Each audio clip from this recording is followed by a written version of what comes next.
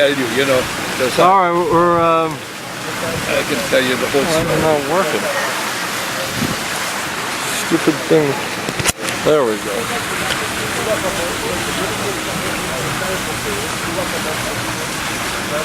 I could take my sunglasses off.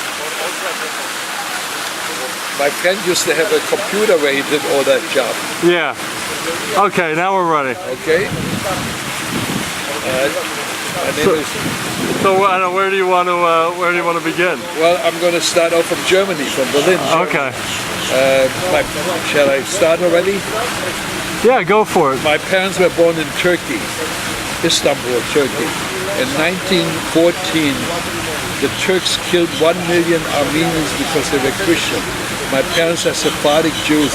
When they saw that a million got killed, they ran away from Turkey. They went to Germany because the Germans and the Turks were partners in the First World War. Where are your parents originally from? From Istanbul, Turkey. From before that?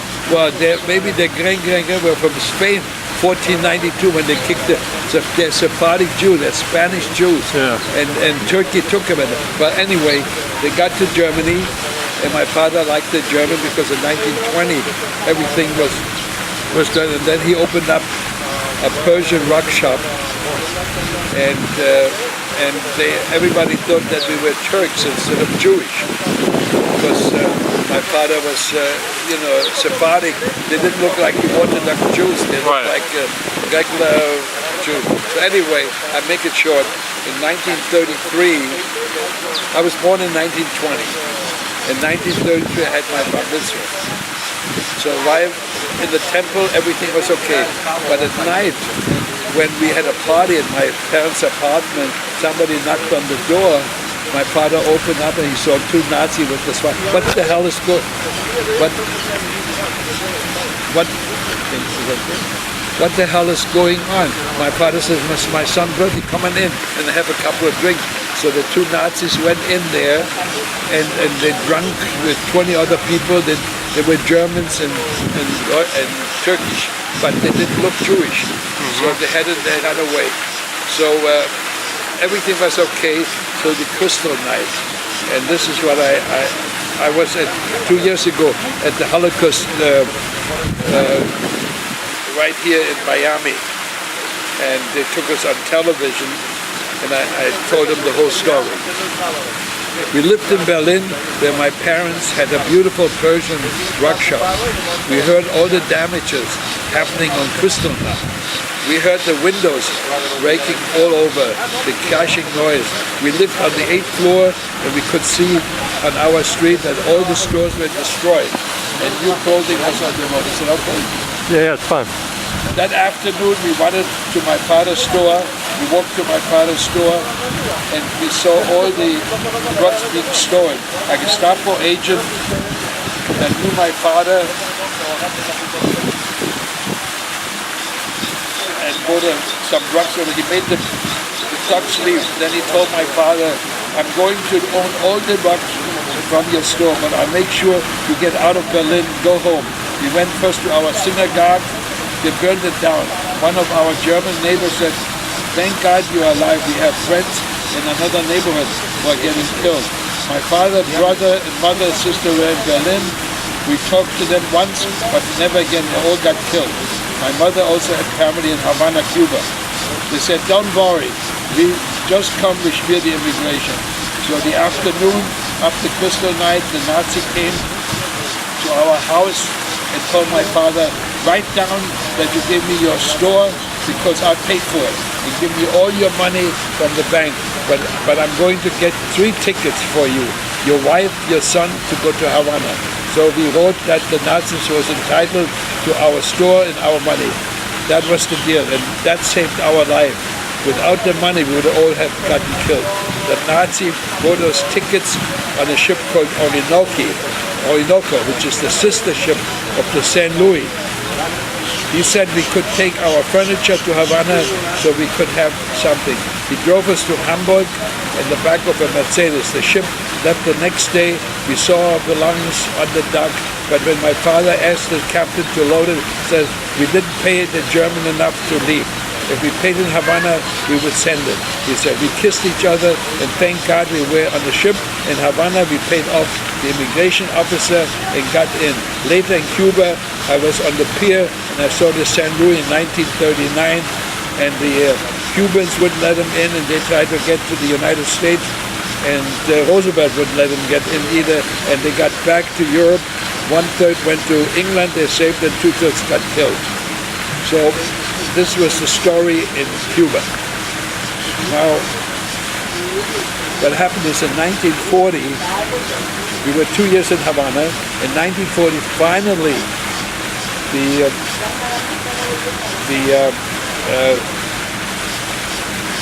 just to make sure, the United States Consul General, Republic of Cuba, before me, Raoul Washington, Vice Consul of the United States of America, duly commissioned and qualified personality, came Norman Hayon, who being duly placed under oath, the post says as follows. My name is Norman Hayon, and my present home is in Finca Paso Seco, Calabazar, Havana. I was born on March 20th, 1920 in Berlin. I wish to proceed to the United States for permanent residence. But as my citizenship is undetermined, I'm unable to obtain a valid travel for my journey. They gave us all the papers. My parents and I all we went to 1940. We got to New York. In 1940, one of my relatives said, you know what, Norman, there's a German place on 86th Street in New York City. I go there and I saw all swastikas happening. I said, what the hell is going on? This is Germany? This is the United... It was about July 1940. All of a sudden in the newspaper there was a big sign that says, Fritz Cuban will have a meeting with German Americans at the Madison Square Garden in New York. I went there and I saw 10,000 with the swastikas all over. So I said, you know what, I can't take this any longer. So my friend says, you know what, why don't you join the army? And in 1942, all my friends joined the army, and here is what, I have all the papers here. Mr. and Mrs. Carlos Hayon from Anthony Avenue come to see their German-born son Norman leave for induction into the U.S. Army. I'll read this later. But what happened is, because I spoke German, there's a place in Hagerstown, Maryland called Camp Ritchie. As a matter of fact, they made a movie out of it. They taught us how to interrogate German prisoners. And also they showed us how to do encoding, decoding messages. And to make it short, we were there from, I would say from January 43 to June of 43. And then, to make it short, they took us on a ship, and on a big ship we went past Gibraltar, and the first place that we went, Algiers. I was with the headquarters of Eisenhower. I was in charge of, here it is, code clerk in Eisenhower's headquarters in Algiers. Set codes for converter machine, encoded and decoded messages, operated secret coding machine, which is called Cigaba machine. Checked encoded messages, cryptographic technician, encoded and decoded graphic. So anyway, we learned that, and then in 1944, we finally, our outfit called 849 Signal Intelligence moved to Italy, and we took over the palace of the king in Naples, Caserta. We took over with in Italy? In Italy. Naples and the palace was called Caserta, about an hour away from Naples. So while we are there in coding messages, the infantry at Mount Casino captured the Germans from Mount Casino. So they said to our head, hey, call these German Jews in, we want to interrogate them. So what happened, we were about 20 of them.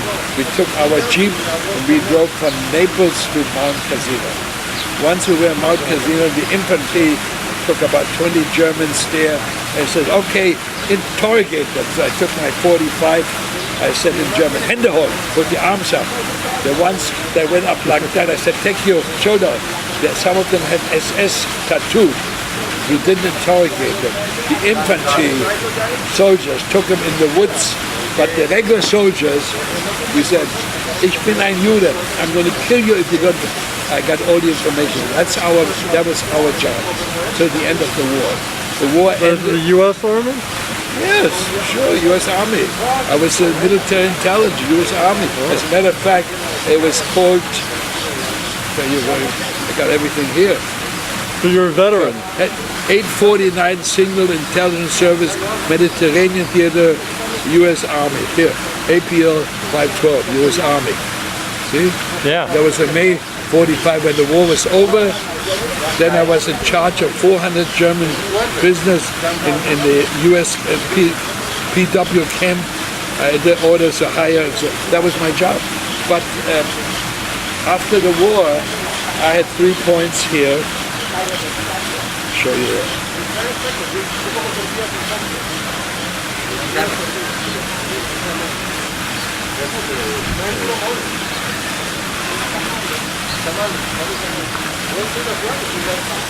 Okay, I got 3 points over here, which means I had 18 points, and they said, well, we want you to go to Germany, open up a government with them. I said, no, I got 18 points, I'm entitled to get back to this. I want to go back. So October of 1945, I got back to the United States. And that was my story. And what did you do after that one? Well, that's what I'm going 2 weeks after I got out of the Army, my friend says there's a nightclub here in 69th Street in New York City called Vienna Cafe. I got in there, and there were 4 beautiful girls sitting. I said to her, may I have this dance? But I'm dancing to her. I said, gee, you got an accent? Oh, I was born in Vienna, Austria. I said, well, I was born in Berlin. So we spoke German, and that's how we got together. How's your wife? In 1945, 1948, we got married. How old were you then? I was 28, and I was married 61 years. So we had a wonderful marriage. I have a son and everything else. And where does your son live? He lives in Boca, and he's an optician. He's there now. I was there a couple of weeks ago. I had my birthday there, 93, but I don't tell anybody how old 69. I am. No, when the woman asked me how old I am, I said, I was born in 1944. And she looks at me, she says, you're 69? Yeah, I love 69. I don't tell her the age. Listen, there's so many people that are in the 80s. They don't know. I do everything. Your mother knows me exactly the way I am. So that's about it. Okay. All right?